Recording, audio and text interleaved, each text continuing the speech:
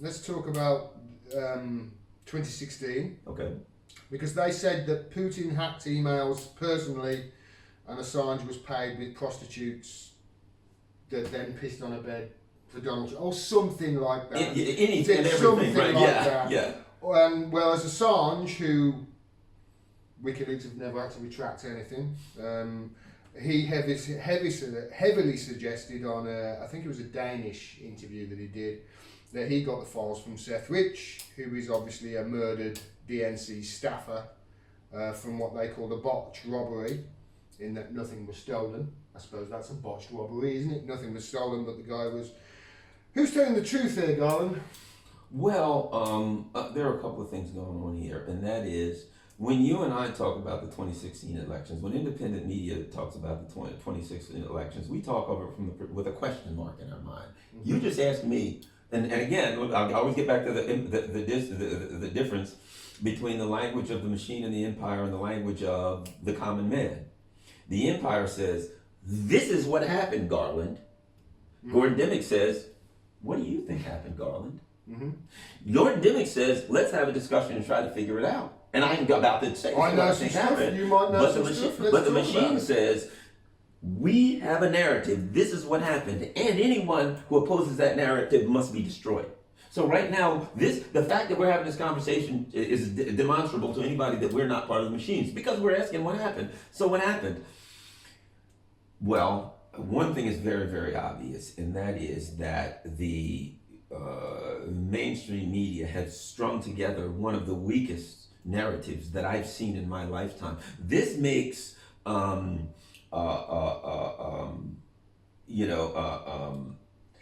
weapons of mass destructive lie looks like a highly scientifically tested theory.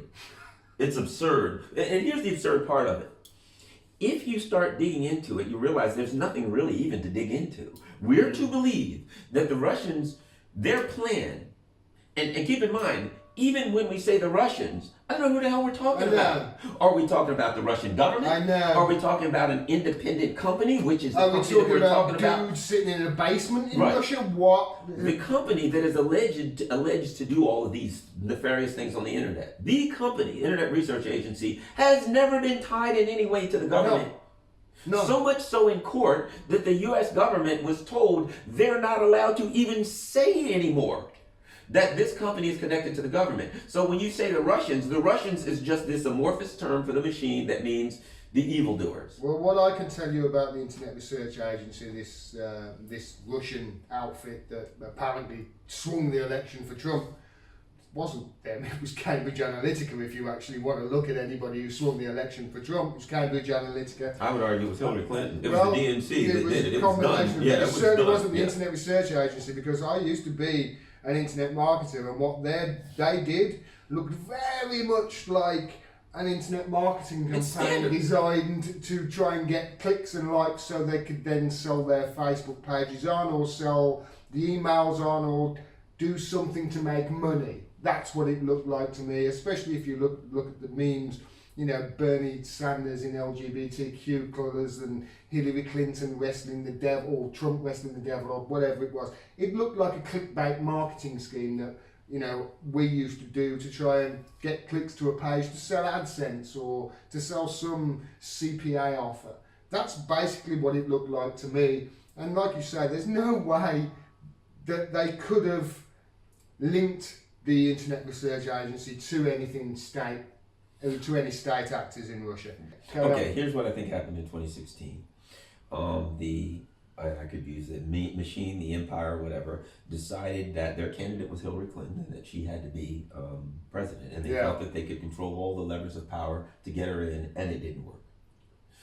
Because she ran against a guy who was outside of the machine, who played to be outside of the machine, who spoke a language that was outside of the machine, and people said, okay, that's great, we'll take him over her. Okay.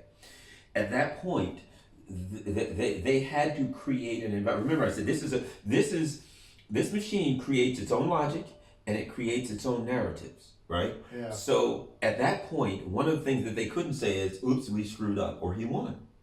So they needed an enemy to do it. So they then said, okay, Russia did it. If you look inside the whole Russiagate thing, it's preposterous. Of course. It is absolutely preposterous. The argument that people, that there were tweets and there were Facebook posts. Some of them were pictures of puppies. Some of them were tweets that about gay people that said something like, "I just came out to my mother yesterday," or something like that. Now we are to believe, if you look at it from the language of a regular human being, from the concept of, if you point to a plant, I can look at that and see whether that's a plant or a motorcycle. It makes no sense to us. But within the machine, where they create their own concept, once they decided that's what happened, the details are irrelevant. Look, here's the bottom line: Russia interrupted interfered with our election. That's what they decided. The machine makes assertions; it doesn't substantiate the assertions. Yeah. That's what happened. Now we start poking holes in it because we start looking for substantiated evidence, and we find £14,000 in ads, and half of those were after the election, and half of them were in deep red states that were going to go for Trump anyway. Right. Here's what we're looking for. We're looking for a correlation between the assertion and the facts, the empirical data, right? So our correlation is going to be between what you say and what happened. Their correlation is between the assertion and the narrative that they've created. Mm-hmm. The facts aren't part of it. So when they create a narrative, this is what happened, the assertion connects to the narrative. We argue a total different language. Well, what about the facts? Shut up. There's something wrong with you. That's not what you think here. This is what happened, and this is who did it. And you're not allowed to say. So what happens if you go online and you start arguing otherwise? They're not going to, at that point, you are now an enemy of the machine, and enemies of the machine must be neutralized.